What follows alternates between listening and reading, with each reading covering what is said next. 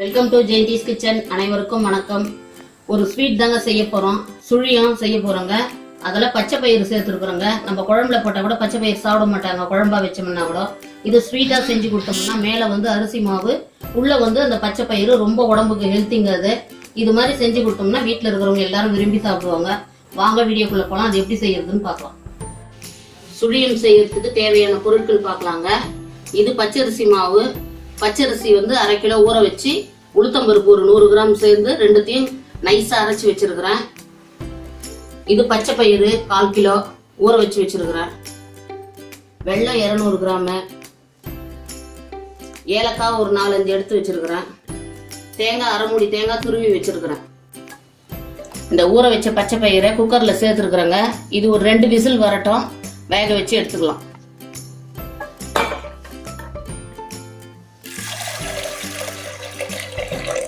கொஞ்சமா தண்ணி சேர்த்துக்கலாங்க. இதை மூடி போட்டு 2 விசில் வரட்டும், வேக வச்சுக்கலாம்.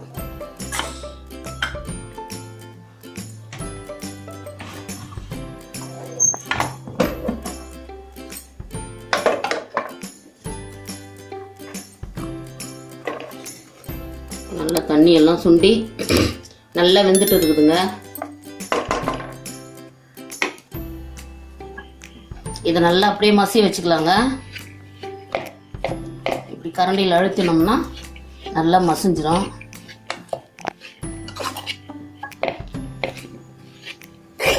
தண்ணி எல்லாம் சுண்டி கரெக்டாக வெந்துருக்குது.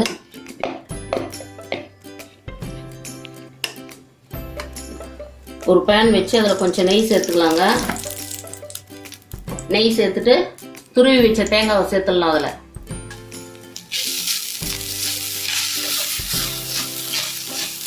நல்லா அந்த நெய்யிலேயே வறுத்துக்கலாங்க.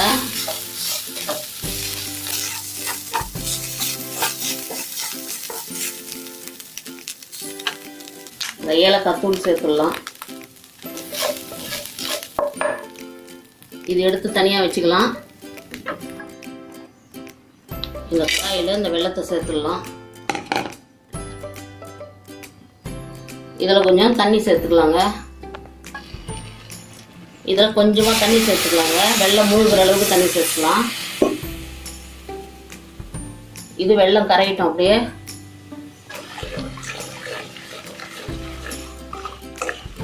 பாகு வரணும்னு அவசியம் இல்லை. வெல்லம் கரைஞ்சிட்டா மட்டும் போதும். அதில் இருக்கிற மண் தூசெல்லாம் இல்லாமல் வடிகட்டி எடுத்துக்கலாம்.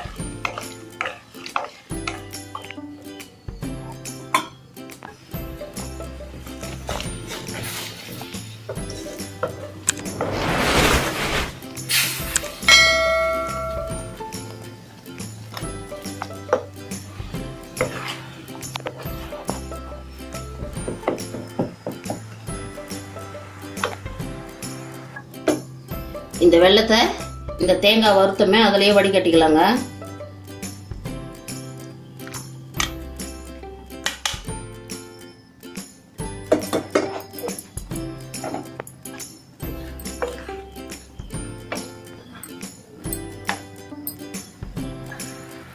இந்த மசிச்சு வச்ச பச்சை பயிரை இதில் சேர்த்துடலாங்க.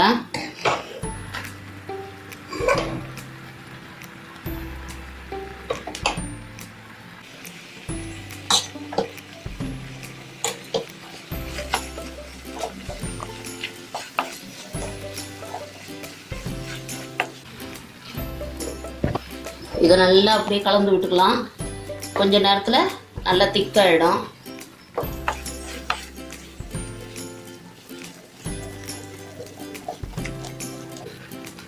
ஒவ்வொரு பருப்பு மசியாமல் அப்படியே இருந்தால் கூட பரவாயில்ல. அது சாப்பிடும்போது வாயில் கடிப்படும் போது ரொம்ப நல்லா இருக்கும்.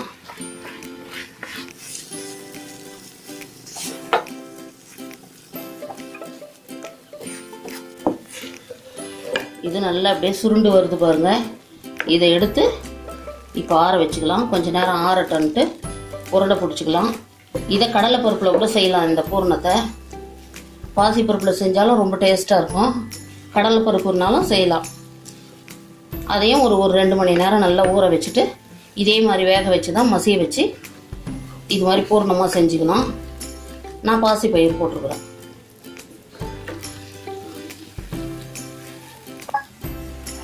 இது இறக்கி வச்சாச்சுங்க. இது நல்லா ஆறட்டும்.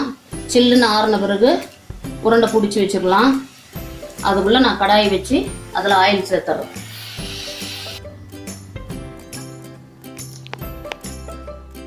அந்த பூர்ணத்தை இது மாதிரி உருட்டி வச்சுக்கணுங்க. இப்போ இதை எடுத்து மாவில் போட்டு அப்படியே டிப் பண்ணி எடுத்து எண்ணெயில் போட வேண்டியது தான்.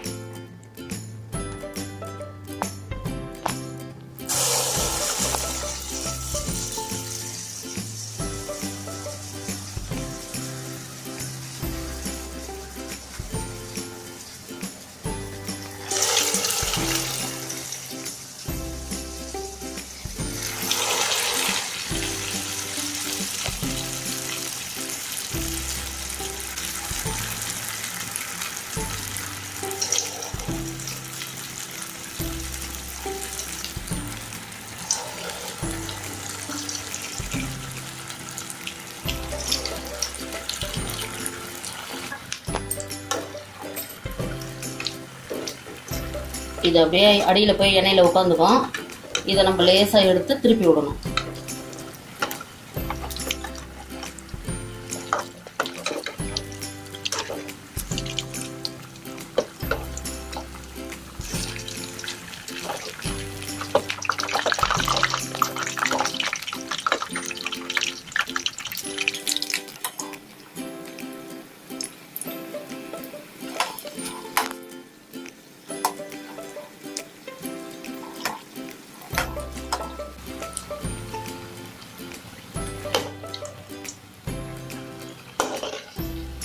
இது நல்லா கோல்டன் கலர் வந்துருச்சுங்க. இதெல்லாம் எடுத்துடலாம்.